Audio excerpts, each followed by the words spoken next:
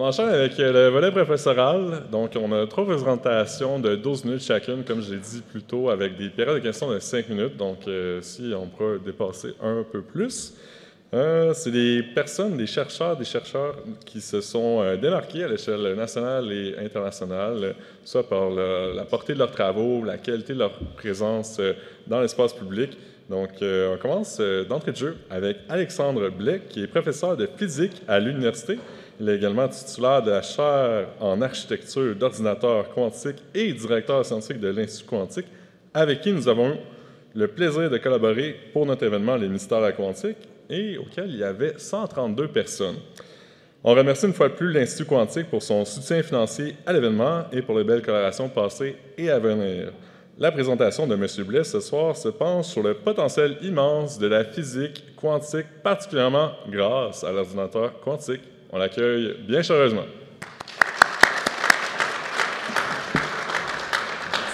Merci.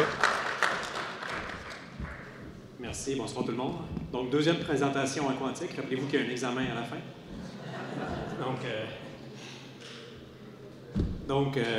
En fait, si la physique quantique a la réputation d'être contre-intuitive et peut-être même un peu étrange, il n'en reste pas moins, en fait, que c'est la théorie qui a mené à plusieurs des découvertes technologiques les plus importantes des dernières décennies.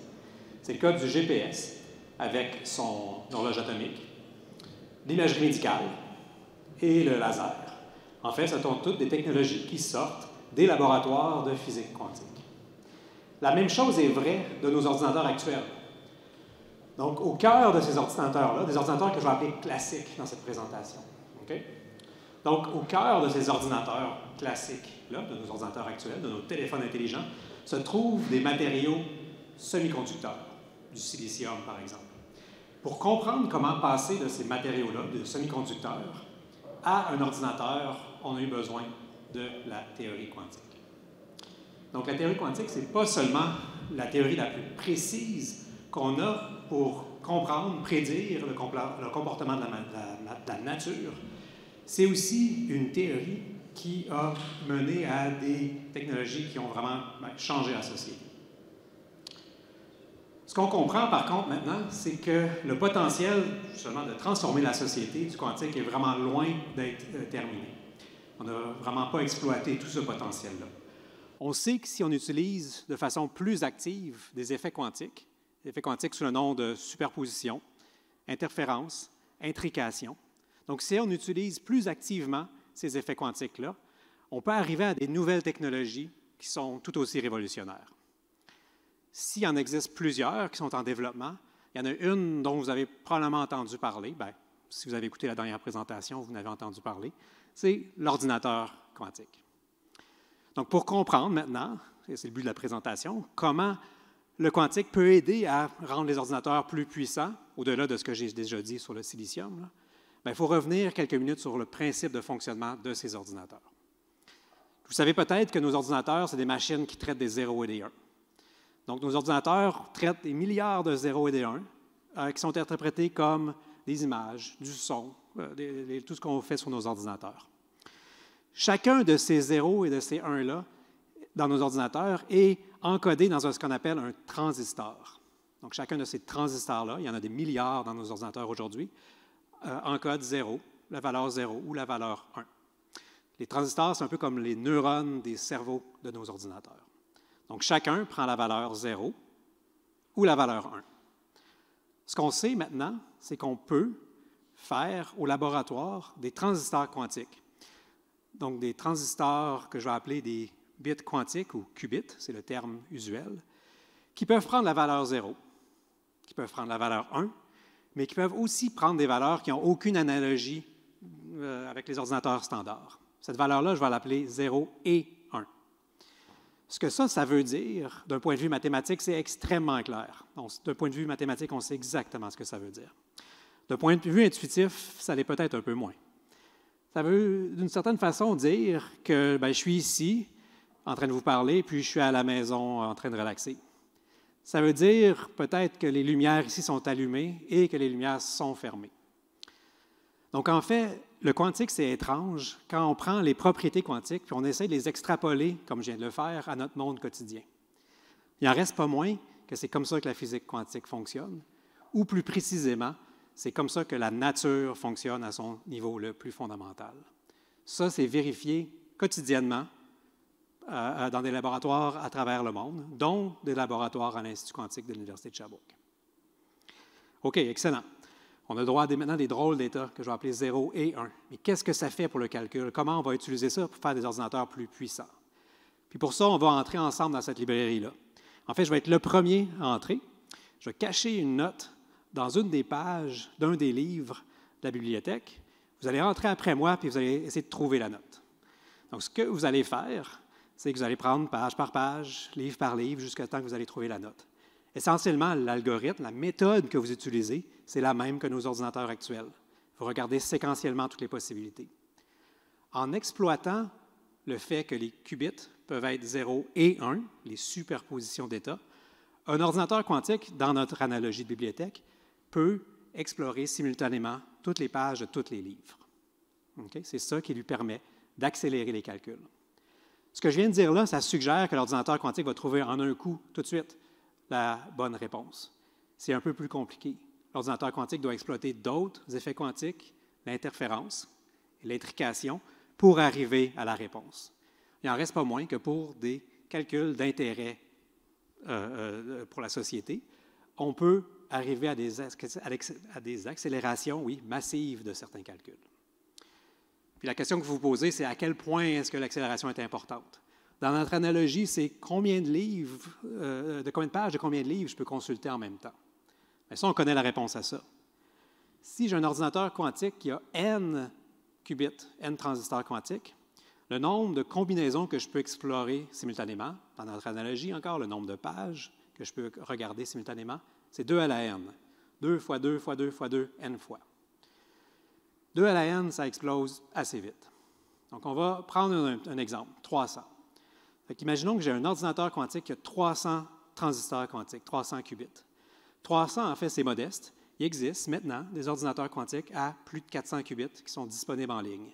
Okay? Donc, on va quand même se focusser sur cet exemple-là modeste. 300, ce qui veut dire que dans notre analogie, je peux regarder 2 à la 300 possibilités. Est-ce que vous êtes capable d'avoir une idée intuitive de ce que ça veut dire 2 à la 300? C'est pas facile. 2 à la 300, en fait, c'est plus que le nombre de gouttes d'eau dans les océans de la planète. En fait, c'est juste pour vous amener vers la bonne analogie que je dis ça, parce que c'est pas bon, ça. 2 à la 300, c'est plus que le nombre d'atomes dans l'univers visible. Okay? Qu'est-ce que ça veut dire, ça? Ça veut dire que si je prends chacun des atomes de l'univers visible, on en voit beaucoup d'atomes ici, là, ça serait difficile d'évaluer combien il y en a, hein, bon. Mais de tout l'univers visible, on va prendre chacun de ces atomes-là et on va déclarer que c'est un ordinateur classique. Okay? Je vais utiliser chacun de ces atomes-là comme transistor dans un ordinateur classique. Chacun va encoder un 0 et 1. Bien, cet ordinateur universel-là, qui prend toute la matière de l'univers, ne serait pas capable d'explorer simultanément autant de possibilités que mon ordinateur quantique à 300 qubits. Okay? C'est ça qu'on veut dire par un changement complet dans la façon dont on imagine la puissance de calcul des ordinateurs. C'est ça qu'on veut dire par une accélération massive de certains calculs. Donc, en gros, le quantique, c'est quelque chose qui rend l'impossible possible. C'est vrai, comme je vous l'ai dit, pour les calculs, donc pour les ordinateurs quantiques qui accélèrent certains calculs, mais c'est aussi vrai pour d'autres technologies quantiques, comme les matériaux quantiques qui ouvrent des nouvelles applications, les senseurs quantiques qui ont une très grande sensibilité à leur environnement, et la communication cryptée quantique qui permet la communication de façon sécure, sans pouvoir être décryptée entre deux parties. Donc, on n'a pas encore l'ordinateur quantique. Il reste du travail, on vous l'a dit à la dernière présentation. Pour les autres technologies quantiques, dans certains cas, c'est beaucoup plus mature. En fait, dès 2016, le gouvernement chinois envoyait en orbite un satellite de communication quantique qui permet la communication cryptée quantique entre deux villes séparées par des milliers de kilomètres. Ce n'est pas de la science-fiction, c'est en orbite au-dessus de nos têtes. L'Europe va envoyer bientôt son satellite et le Canada va le faire d'ici quelques années. Donc, si on revient au quantique, au calcul quantique, pardon, à l'ordinateur quantique, c'est vraiment cette capacité-là qu'ont les ordinateurs à explorer les possibilités de façon simultanée. C'est vraiment complètement un changement de paradigme dans la façon dont on pense à ce que c'est un ordinateur, comment ça fait un calcul. Et ça a de l'impact pour un grand nombre de problèmes d'intérêt. L'optimisation, peut-être l'intelligence artificielle. Certainement pour la modélisation de systèmes quantiques. À ce moment-là, vous allez m'arrêter et vous dire, ouais, okay, bon, c'est le chercheur qui dit qu'un ordinateur quantique, on va développer ça pour faire pour simuler des systèmes quantiques. Oui, un ordinateur quantique, ça serait un outil de recherche formidable. Mais ce qu'on sait aussi, c'est que ce genre de simulation-là, ça a un intérêt très concret.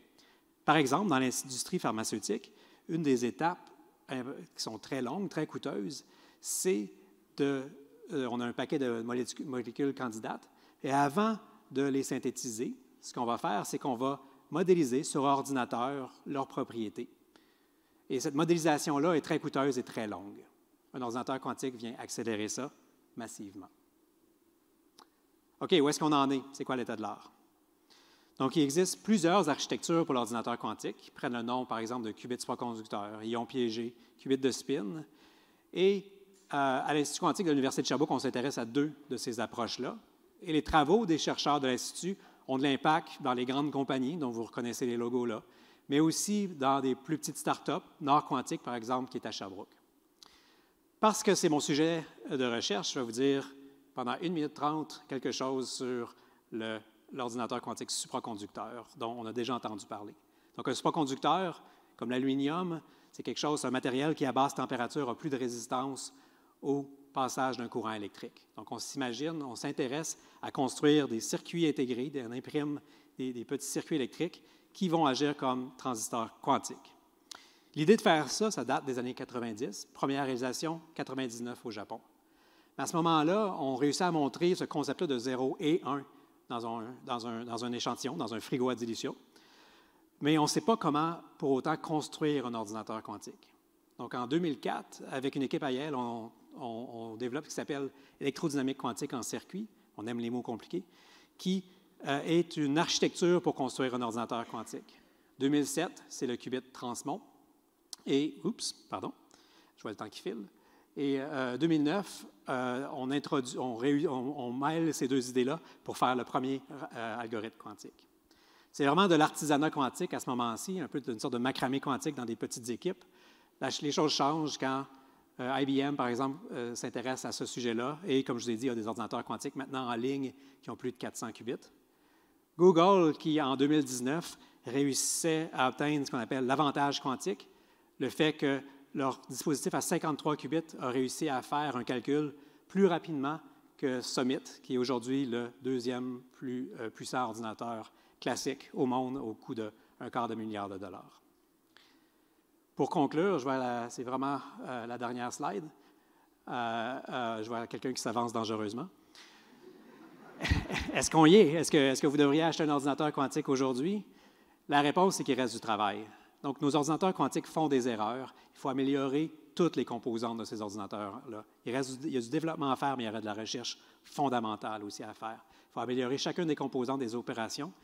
Et aussi, il faut utiliser des techniques qu'on appelle la correction d'erreurs. Et c'est vraiment là qu'est le domaine, le prochain défi du domaine, utiliser les techniques de correction d'erreurs, développer plus d'applications aussi. Donc, je vais finir en disant que le quantique, ça rend l'impossible possible. Il reste des défis, mais la recherche s'accélère. Puis pourquoi pas terminer en vous disant que l'Institut quantique de l'Université de Sherbrooke, on est en excellente position. Merci.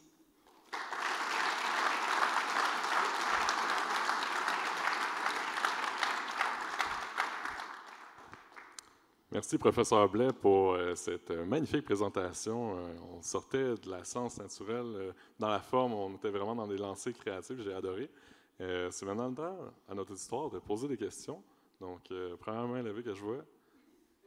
Je vais prendre celle de notre ami Pierre-Nicolas. Bien, bonsoir, professeur. En fait, après avoir eu plusieurs discussions avec vos élèves tels que Renato et Suela, je me demandais, y avait-il une place pour un économiste dans l'Institut quantique? Je m'explique. On a Jean Bibeau de l'École de gestion qui est membre de l'Institut quantique. Donc, qui s'intéresse. On a une zone une zone d'innovation en sciences et technologies quantiques à Sherbrooke. Une des questions, c'est comment on passe de la belle recherche à avoir un impact économique. Donc, oui, certainement, regardez, il y a de la parce place. qu'on fait tous les deux de l'algèbre linéaire. Moi, je l'applique au choix, vous l'appliquez à la matière. Puis éventuellement, il y a une juxtaposition entre les deux. Puis je suis convaincu qu'on peut trouver une solution ensemble. Donc, Avec je plaisir. viendrai à votre bureau. Je continue à économiser entre-temps. On enchaîne avec un ancien bénévole Bistro Brain, Gabriel. Merci. Bonjour, merci beaucoup pour la présentation, c'était super intéressant. J'ai cru lire dans une diapositive qu'on parlait de sécurité absolue en cryptographie avec les ordinateurs quantiques. Oui. Est-ce que c'est une certitude qui va se perdurer dans le temps ou est-ce que c'est une question de temps avant qu'on hack l'ordinateur quantique comme l'ordinateur conventionnel? Il faudrait qu'on trouve des nouvelles lois de la physique pour que cet énoncé-là change. Donc, tant que la physique quantique, c'est la théorie qui décrit la nature, cet énoncé-là reste correct. Ça serait une découverte incroyable de trouver des lois au-delà de ça. D'une certaine façon, c'est le rêve des physiciens, mais en ce moment, on ne pense pas que c'est le cas. Une troisième question.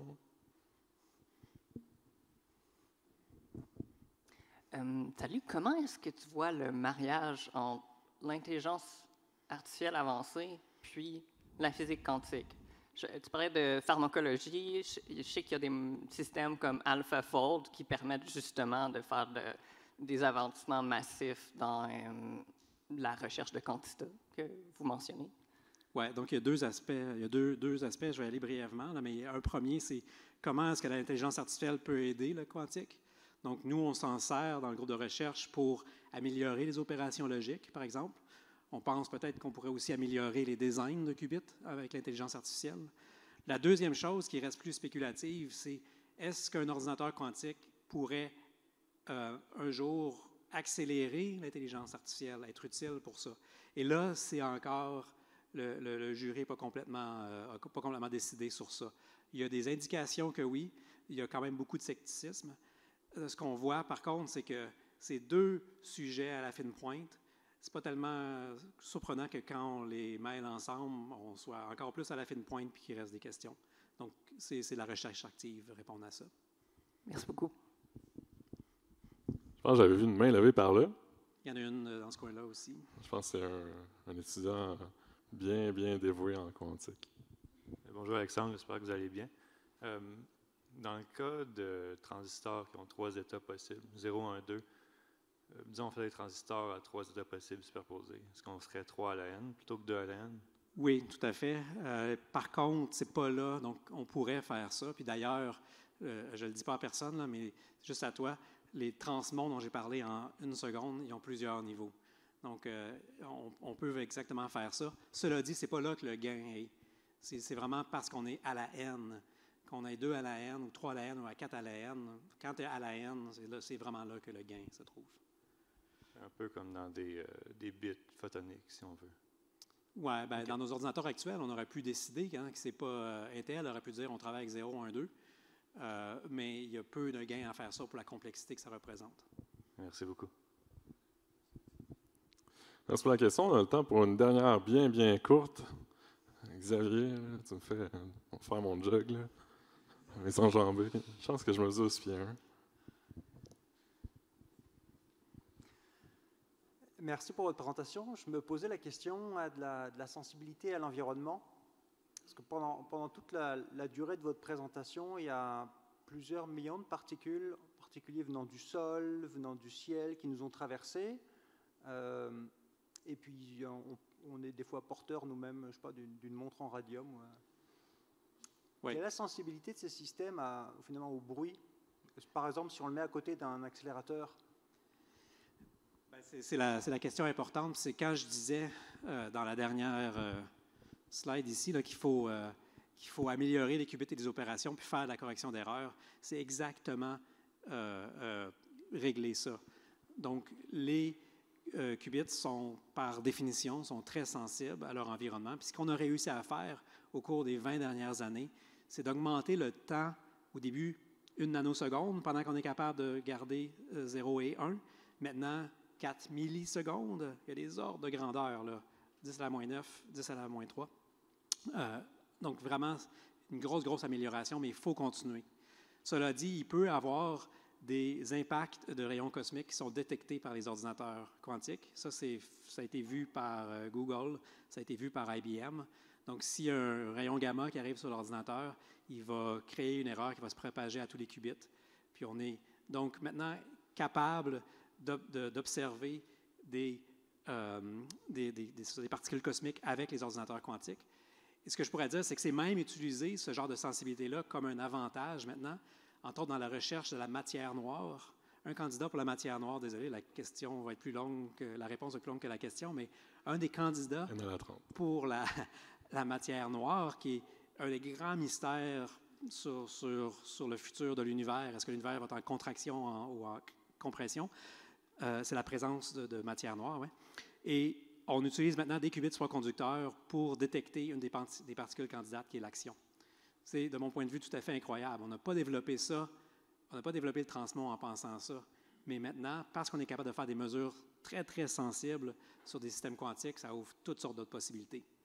Donc, c'est ça qui est important de se rappeler aussi, c'est que ce genre de recherche fondamentale-là, c'est super, ça amène à des technologies, mais ça amène aussi à des super belles surprises. C'est ça, bien, la raison d'être de la recherche fondamentale, d'aller chercher ces belles surprises-là.